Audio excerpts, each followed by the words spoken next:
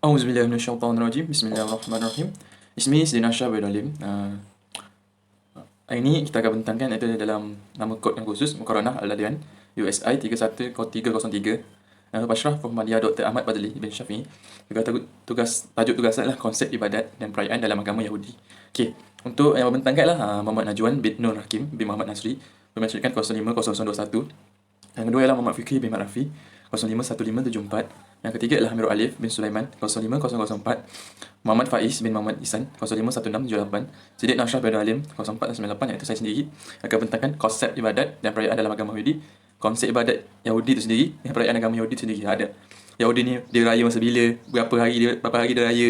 Itu dia menerangkan lah untuk perayaan dalam Yahudi. Seterusnya. Saya ni daripada Fakulti Pengajian Kontemporer Islam, Ijazah Sarjana Mudin, Studi dengan Kaunseling, semester 6, seksi 20 hingga 21. Itu saja saya.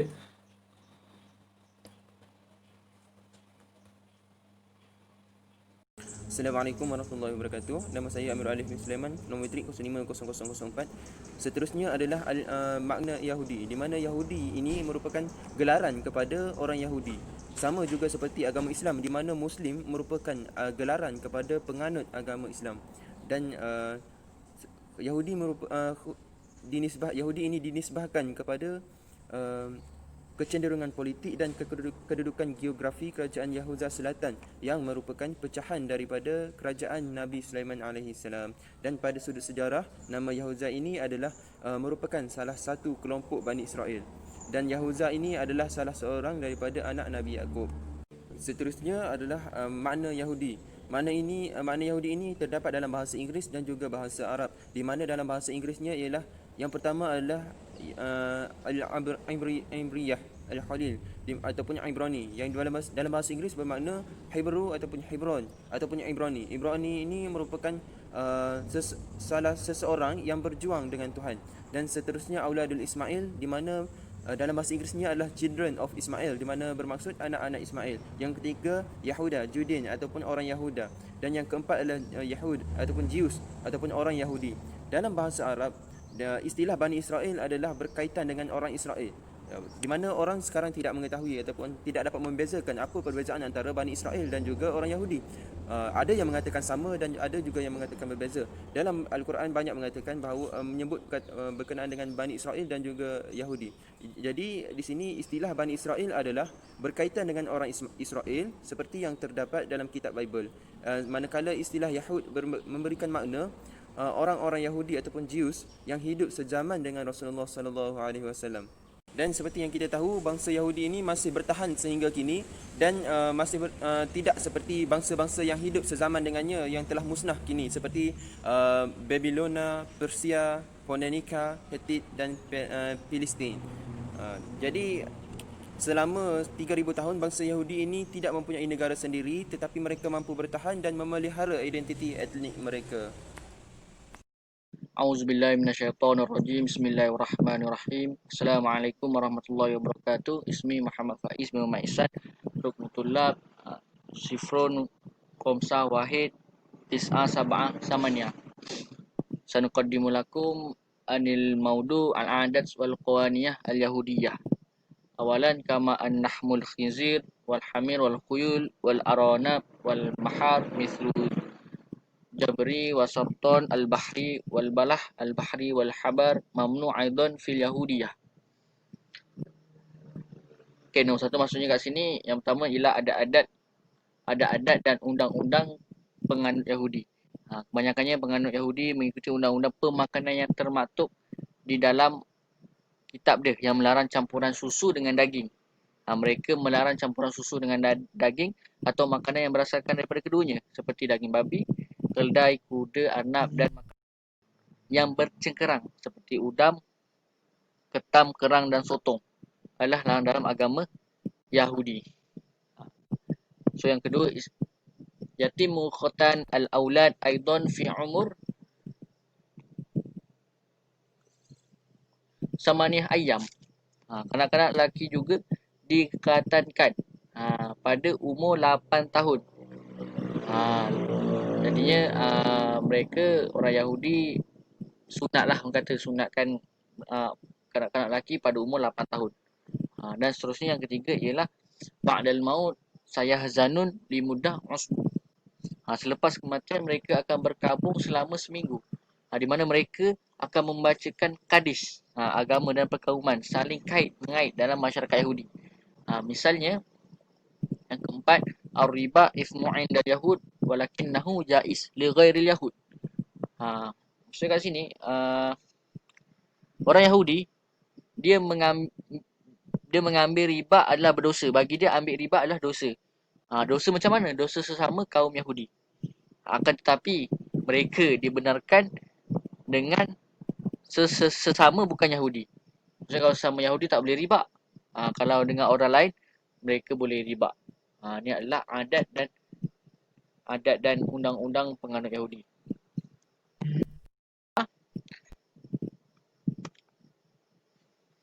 Seterusnya, as-salatu wa du'a fil Yahudiyah. Sembayang dan doa dalam Yahudi. Awalan, ya'uddal Yahudu as-salatu salasa marrah fil yaum kullu tis'ah wahid asyara salasa wa salasa masa'an. So sini orang Yahudi melakukan sembahyang 3 kali sehari. Orang Yahudi melakukan sembahyang 3 kali sehari, iaitu pada jam 9, 11 ke 3 petang. Yang kedua, doa an yarfa'u darajain nahus sama wa hum wafiqun wa ba'dahum jalisu ala rukibahum. Okey. Maksudnya kat sini mereka doa yang mereka lakukan adalah mengangkat kedua tangan ke arah langit sambil beriri. Ada juga yang sambil duduk berlutut. Summa fi solat wujuhum ilal bait madas fi Palestin ka qiblat lahum. So kiblat bagi orang Yahudi adalah di Palestin, iaitu di Baitul Maqdis. Seterusnya yang keempat, hunaka iddah anwa minas siyam yaqumuna biha mithlu siyam saghir, siyam tis'a, siyam thalasa asabi ayyam. Yang keempat adalah waktu puasa. Ada beberapa jenis puasa yang kaum Yahudi ni lakukan. Seperti puasa untuk pengganti kejadian-kejadian bersejarah yang mereka sebut iaitu puasa kecil. Ada juga puasa 9 hari. Ada juga puasa 9 hari ni untuk apa? Untuk puasa berduka cita. Dan ada juga puasa 3 minggu. Yang mana puasa 3 minggu ni dilakukan yang di dalam waktu itu tidak boleh melaksanakan pesta perkahwinan. Jadi itu saja daripada saya. Sekian, terima kasih. Bismillahirrahmanirrahim. Assalamualaikum warahmatullahi wabarakatuh. Nama saya Muhammad Fikri bin Muhammad Rafi. Nombor metrik 051574. InsyaAllah saya akan menyambung pembentangan bahagian Al-Ihtifalu fil Yahud, iaitu peristiwa-peristiwa ataupun perayaan-perayaan yang dianjurkan di dalam agama Yahudi itu sendiri. Yang pertama adalah Yaumus Sabat ataupun Sabtu, merupakan hari yang ketujuh menurut penanggalan orang Yahudi yang bermaksud berhenti bekerja ataupun beristirahat. Maksud beristirahat di sini adalah mereka memahami bahawa hari yang ketujuh ni adalah hari yang mana Tuhan berehat setelah Tuhan mencipta dunia. Yang mana hari pertama, hari kedua, ketiga, keempat, kelima dan keenam adalah hari di mana Tuhan mencipta dunia. Dan hari ketujuh adalah hari Tuhan berehat, beristirahat.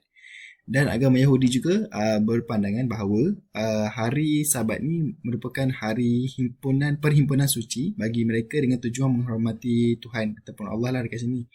Allah ni dimaksudkan Tuhan mereka lah. Dan juga mereka menganggap hari Sabtu ni adalah hari yang mulia di mana mereka melakukan ibadat secara, maksudnya bertungkus lumus atau bersungguh-sungguh melakukan ibadat. Seterusnya, wal ihtifalu ar-raisiyah salasah fi sanah diniyah al-Yahudi, iaitu peristiwa-peristiwa yang utama dalam agama Yahudi ini adalah Pesak ataupun nama bahasa Melayu dia adalah Paskah. Yang mana Paskah merupakan hari peringatan pembebasan bangsa Israel dari tanah Mesir. Tradisi perayaan Puskah ini dilaksanakan dengan kaedah dan ketetapan tertentu, iaitu sehari sebelum tibanya hari Paskah ini, anak sulung kepada keluarga Yahudi, anak sulung kepada keluarga-keluarga penganut agama Yahudi ini perlu berpuasa untuk mengenang selamatnya mereka daripada pembunuhan anak sulung di masa Firaun, iaitu pada zaman Firaun dahulu, anak sulung ni pada zaman Firaun, anak sulung perlu sekiranya lahir anak sulung, dia perlu ditenggelamkan di Sungai Nil. So maksudnya selepas pada tu mereka ni macam untuk mengenang jasa lah, mengenang bahawa mereka ni terselamat daripada zaman tersebut. Seterusnya Syawal. Syawal adalah perayaan yang merupakan cuti Yahudi yang meraihkan penerimaan Taurat kepada orang Yahudi di Gunung Sinai. Menurut kitab Talmud, iaitu kitab yang mulia bagi mereka, bagi penganut agama Yahudi, telah menjelaskan bahawa Tuhan memberikan 10 perintah kepada orang Yahudi pada malam ke-6 bulan Sivan Ibrani. Maksudnya pada malam tersebut, malam yang ke-6 tu, mereka macam menerima wahyu, ataupun kalau kita lah menerima wahyu, dan mereka ni sebagai menerima 10 perintah. Maksudnya arahan lah daripada Tuhan mereka. Dan Syawal biasanya berlaku pada hari yang ke-50 selepas malam kedua Paskah. Maksudnya malam pertama Paskah, malam kedua, bermula daripada situ kita mengira lah selepas daripada malam kedua tu sampai ke hari yang ke-50, itu adalah hari Syawal lah, perayaan hari Syawal. Dan 49 maksud di antara malam kedua Paskah sehinggalah hari yang ke-50 selepas pada tu, dan di antara tu dia panggil Omer.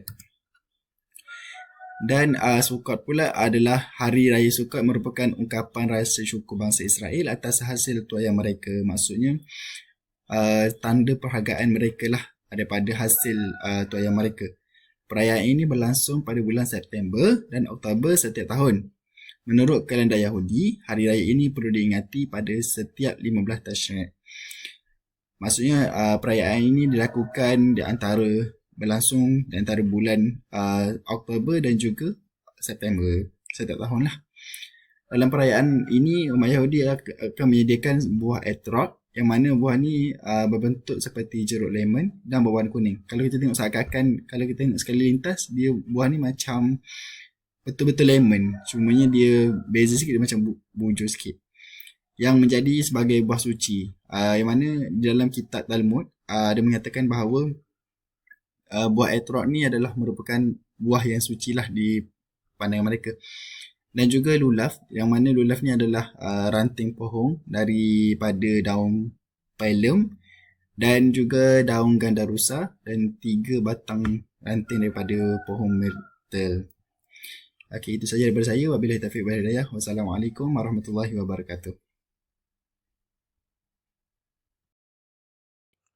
أعوذ بالله من الشيطان الرجيم بسم الله الرحمن الرحيم السلام عليكم ورحمة الله وبركاته اسمي محمد نجوى نور حكيم بمحمد نصري ورقم الطالبة 0500 InsyaAllah pada hari ini saya akan menyambung pembentangan saya, iaitu saya akan merumuskan atau membuat kesimpulan berkenaan dengan topik yang kami bincangkan, iaitu konsep ibadat dan kaedah pelaksanaan perayaan dalam agama Yahudi. Al-Yahudiyah au hiya wujud ilahi al-wahid al-hakiki khaliqul alim allazi anqadha bani Israel min zalim fi Mesir wa anzilu alaihim syari'at Allah al-qadi au Taurah wa ikhtirahum nuran lil bashariyah jama' al-Yahudiyah diyanah tauhidiyah tatamsiku bil i'tiqa bi anna Allah wahid وهي من ديان الأسرة السماوية المتدينية. Okey, apa yang nak bercerita berkenaan dengan perenggan ni, apa yang dicuba maksudkan iaitu agama Yahudi atau dikenali sebagai Judaism, mereka pun percaya kepada Tuhan Yang Maha Esa atau dikenali sebagai pencipta alam lah. Mereka percaya yang pencipta alam ni, Tuhan Yang Maha Esa ni, menyelamatkan Bani Israel dari penindasan di Mesir dan merupakan undang-undang Tuhan yang Maha Esa, iaitu Al-Taurah. Mereka ni berpeganglah kepada apa yang ditetapkan oleh Tuhan, iaitu pada kitab Al-Taurah. Dan memilih mereka sebagai cahaya kepada manusia dan sejagat. Lepas tu dia nak menceritakan iaitu agama Yahudi ni merupakan agama monoteisme yang berpegang kepada kepercayaan bahawa Tuhan adalah satu dan tunggal dan merupakan salah satu agama dari keluarga agama Samawi. Okey, ni pun apa kita fahamkan, agama monoteisme ni apa yang dicuba maksudkan iaitu agama yang mereka percaya yang setiap alam ni ada pencipta yang maha berkuasa. Okey, seterusnya wa min mafahim al-ibadah fil yahudiyah an talamun aqama salasah salawat fi yaumi amsa ma'a as-salat subuh wan nahar wal layl. Okey, apa yang boleh kita rumuskan berkenaan dengan konsep ibadat, antara konsep ibadat yang dibincangkan iaitu dalam agama Yahudi, iaitu kitab Talmud ni dia menceritakan bahawa ada 3 sembahyang dalam sehari semalam, iaitu sembahyang pada waktu pagi, yang kedua sembahyang pada waktu siang, yang ketiga sembahyang pada waktu malam. Seterusnya hunaka siyam hunaka adu anwa min siyam yaqumu baha misalus saum liyahlum mahal al ahdasi atariyah. Seterusnya perenggan ini dia nak menceritakan berkenaan dengan puasa, iaitu ada beberapa jenis puasa yang mereka lakukan dalam agama Yahudi itu sendirilah, seperti puasa untuk mengganti kejadian-kejadian bersejarah. Kejadian-kejadian bersejarah yang mereka sebut, yang ni saya tambah info tambahan, iaitu mereka sebut puasa kecil. Dan ada juga puasa 9 hari atau puasa berduka cita itulah info tambahan. Seterusnya min bainil a'ya al-yahudiyah rawashil hasanah wa yaumul kibur. Dan perenggan ini dia nak menceritakan kesimpulan iaitu berkenaan perayaan-perayaan yang ada dalam agama Yahudi, iaitu Rosh Hashanah atau dikenali sebagai perayaan tahun baru, dan Yom Kippur atau dikenali sebagai perayaan hari kifarah dosa. Lepas tu ada info tambahan berkenaan dengan perayaan-perayaan yang lain dalam agama Yahudi, iaitu antaranya Pesach. Lepas tu Pesach ni akan dikenali sebagai hari pembebasan Bani Israel dan Mesir lah. Lepas tu perayaan Shavuot atau hari nuzul bagi kitab Taurat. Lepas tu perayaan kecil pula ialah Hamkukah atau pesta cahaya, dan Purim iaitu hari memperingati pahlawan-pahlawan Yahudi. InsyaAllah itulah sebab sedikit berkenaan dengan apa yang saya boleh rumuskan berkenaan dengan topik yang kami bincangkan dalam tajuk kami, iaitu konsep ibadat dan kaedah sambutan perayaan dalam agama Yahudi. Sekian daripada saya. Wallahualam.